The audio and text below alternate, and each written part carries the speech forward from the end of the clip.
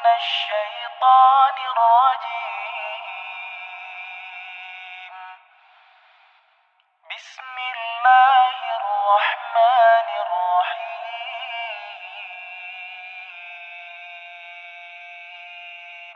الله تعالی می فرماید کاری نیکو کنید تا رستگار شوید.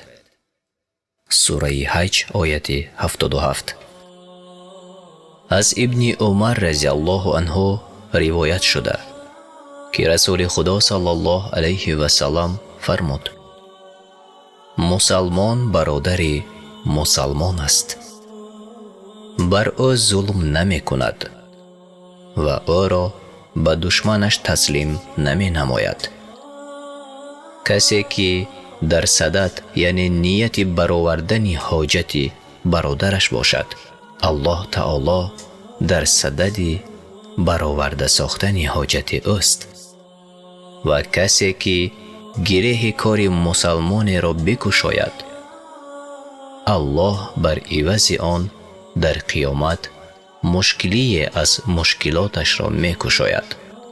و کسی که عیب مسلمان را بپوشد، خداوند در روز قیامت عیب او را می‌پوشاند.